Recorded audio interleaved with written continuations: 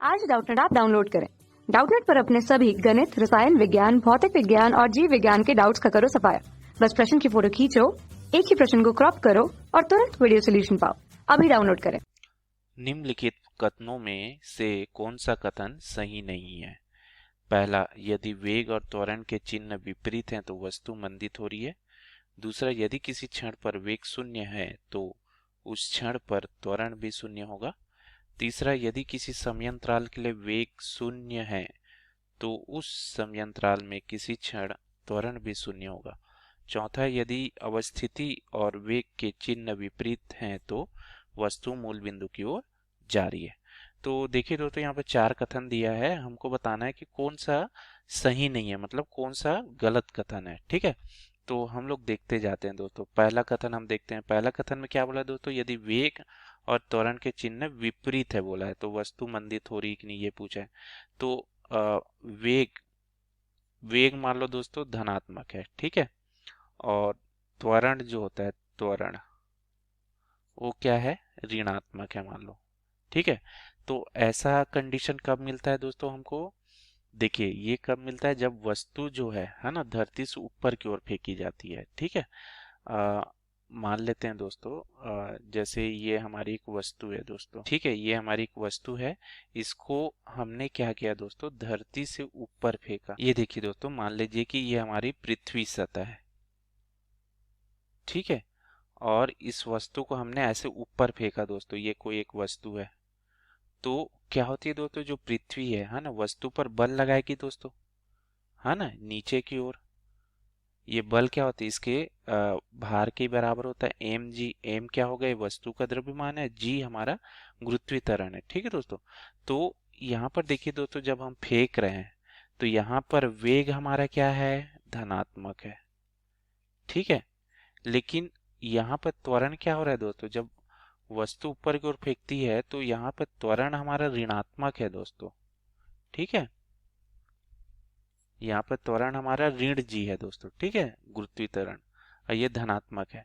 तो देखिए दोस्तों, ऐसा कंडीशन होता है। तो इसमें क्या होता है दोस्तों, देखिए, जैसे हम वस्तु को फेंकते हैं दोस्तों, तो कुछ समय बाद देखिए दोस्तों, वस्तु क्या है, इसमें ऋणात्मक त्वरण लग रहा है।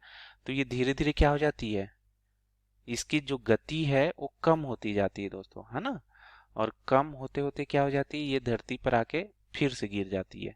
तो ये देखिए दोस्तों, इसकी गति जो कम हो रही है ना, वेग की दिशा ऊपर की ओर है लेकिन त्वरण ऋणात्मक दिशा में है ना, नीचे की ओर लगने के कारण इसके वेग में धीरे धीरे कमी होके ये स्थिर अवस्था में आ जाता है। तो इसको हम लोग क्या बोलते हैं दोस्तों, इसी को हम लोग बोलते हैं मंदन।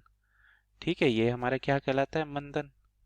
ठीक है, ऋणात्मक दिशा में जब त्वरण लगता है तो क्या होता है, मंदन कहलाता है। ठीक है दोस्तों, तो हमारा जो ये प्रश्न पूछा दोस्तों, वेग त्वरण के चिन्ह विपरीत वस्तु मंदित हो रही है, तो ये हमारा क्या है, सत्य कथन है दोस्तों।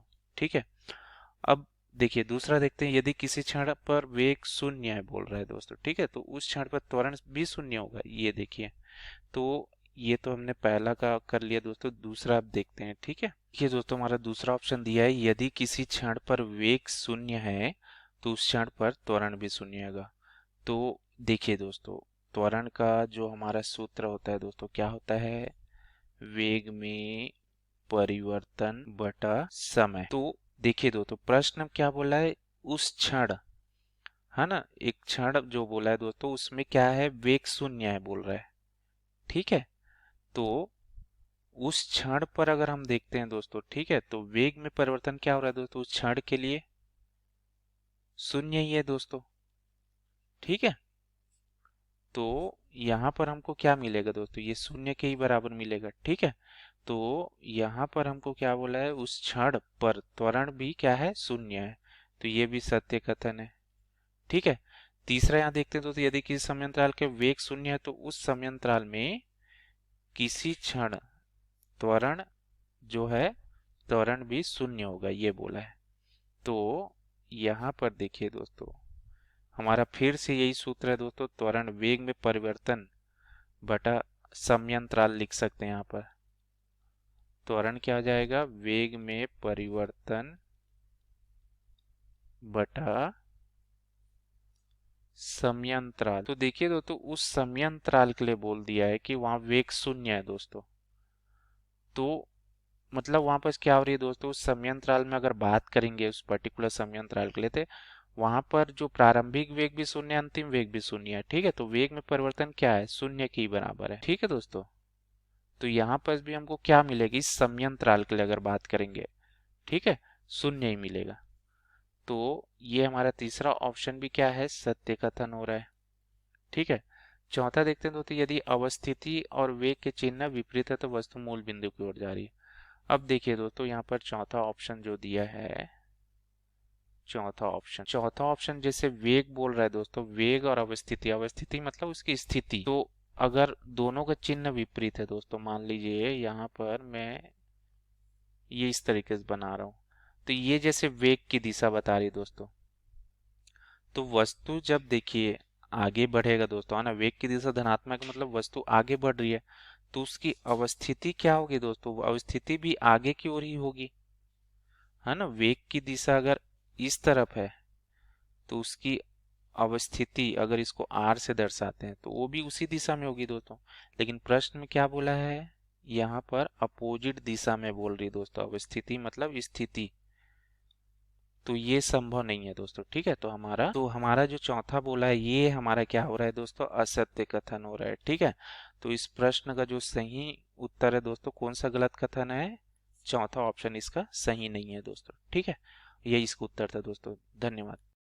कक्षा 6 से 12वीं से लेकर नीट, IIT, JEE वो एडवांस के लेवल तक 1 करोड़ से ज्यादा छात्रों का भरोसा। आज ही डाउनलोड करें डाउटनेट ऐप या व्हाट्सएप करें अपने सारे डाउट्स 8400 400 400 पर।